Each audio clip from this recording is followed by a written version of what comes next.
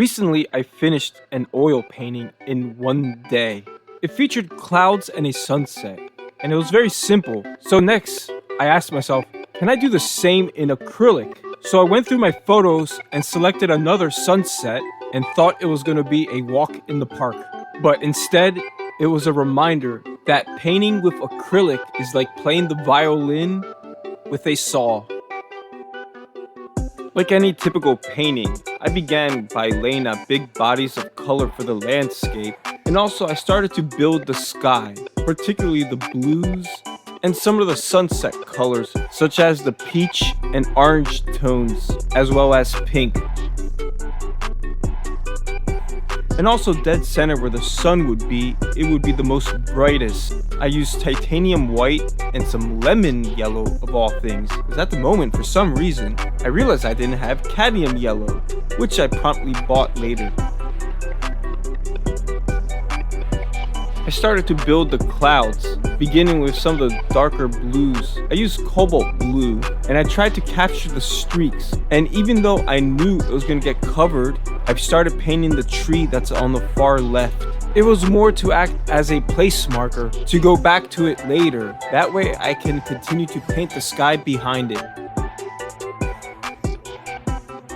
And just to have a good idea where everything goes, I started to plot out also the landscape in the back, which were those hills that are featured in several of my paintings, such as the big sheep painting I have yet to finish.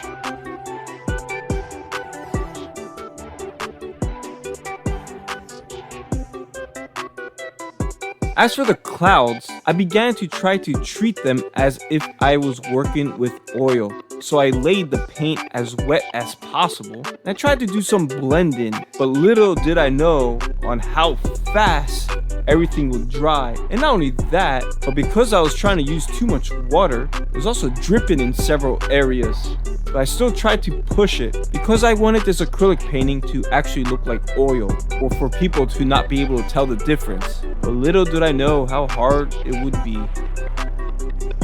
To paint the sky, I used a combination of cobalt blue, alizarin crimson, cadmium orange, and definitely a lot of titanium white, and some cadmium yellow and red as well. I will be honest, the most difficult thing for me to paint was definitely the sky. Besides trying to treat the acrylic as oil, I realized I had to mix smaller batches of color because of the dry time. I did try to keep the paint I mixed wet by adding water in a little container that was meant for deviled eggs, but that had its limitations since the acrylic would actually break down slowly when placed in water, and I refused to try to use slow drying mediums as well. As for painting the field, it was definitely a lot easier for me, probably because I'm used to painting grass. But this was not grass, this was wheat. But the process is still the same since it's a lot of line work. Lay out big bodies of color first, and then work from the back all the way to the front. Take advantage of the paint still being wet to get the blurry effect in the back, because it will dry very quickly. So work small sections at a time, and then as you get closer to the front, start getting a little more detailed and sharper, and also start using slightly brighter colors, as well as increasing the contrast too. That way you can establish a sense of depth and distance with the wheat field, or grass if you're painting grass, that is. Since acrylic paint dries very quickly, take advantage of this as well to build a lot of layers of lines to give the illusion of either wheat or grass. I find it a lot easier than working with oil, because if you really think about it, you're trying to get the illusion of lots and lots of blades of wheat or grass. And acrylic allows you to do this a lot faster, because you could keep on doing more and more layers because of the dry time. And all the layers in the end will add up and give you the illusion of millions of blades. Right now, it does look like grass, but towards the end, I will add details and it will look more like wheat. No, it's not your screen or monitor that is wrong right now. It's me painting upside down. Yes, I flip the canvas because I find it a lot easier sometimes to get certain details or certain borders when you paint at a different angle. It might be helpful for those hard to reach areas. Try it sometime.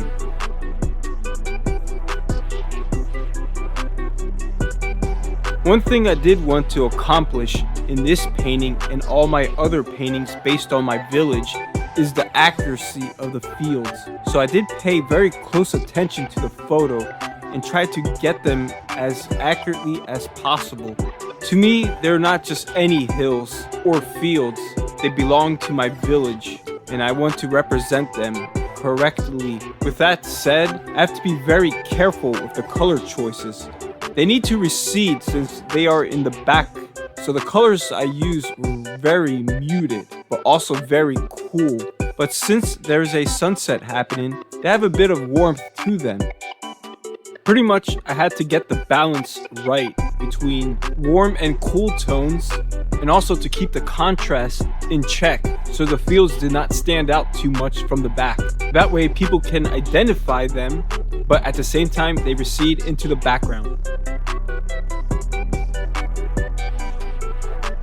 Also, by working small sections at a time, I tried to take advantage of the acrylic still being wet. That way I could give the landscape softer edges to make it recede into the back as if it's disappeared into the sunset. And now back to the tree. As you can see, I did paint the sky behind it, which is a lot easier to do without the branches and leaves in the way. Now it's time to build up the tree itself. I try first to establish the framework or skeleton of the tree, then I build up the branches and leaves. I like to go very dark first, and then build up the lighter, brighter, and warmer tones afterwards, and shape out the tree and give it a sense of volume. The last thing I want to do is make it look like a silhouette, so as I build the leaves and branches, I think of it more as sculpting the tree versus painting it. And this is where all my problems started to begin and unfold. Like I mentioned before, I tried to treat the acrylic paint as if it was oil, and I had lots of difficulties doing the sky. One thing is the paint drying quickly, so when I would mix a color, it would be hard sometimes to replicate that color again. So I would have to repaint the whole section, or at least it seemed at first. It was also very hard to do the soft edges that I would normally do with regular oil. Overall, I probably repainted the sky more times than I can remember. But then it finally hit me. I need to start treating the paint like the acrylic it is. So I went from trying to have a softer touch to more of a painterly one. I also started to simplify areas. I eliminated some of the divisions of the clouds because they're very complicated to begin with. Maybe for oil they're achievable, but definitely not acrylic. If anything, it made me work smarter by mixing less batches of color and simpler ones too. That way if I had to repaint certain sections, they weren't as complex to recreate. But for sure, painting the sky was like playing the violin with a saw. And now it's time to make the wheat actually look like wheat and not grass. And surprisingly, it was not that difficult. I did have to first touch up the edges, particularly where the tree is and also the fields. And then I applied some wheats here and there, but for the most part, they were pretty random. And this is where I hid my signature. See if you can spot it. The painting has been posted on my Instagram. Not your typical painter, of course. And to finish the painting, I touched up the tree, and of course, I made sure the sun was very present by increasing the brightness of the center. Instead of having a smooth transition of color, it was very painterly in the end. If you made it to the end, thanks for watching. I truly appreciate it. If there's any key takeaway from this video, I would like to say to keep trying, don't give up. Even if you fail, keep trying and learn from your mistakes. Eventually, you will succeed and see the light in the end. Once again, my name is Charlambos. I go by Bob. I'm not your typical painter. Till next time, bye.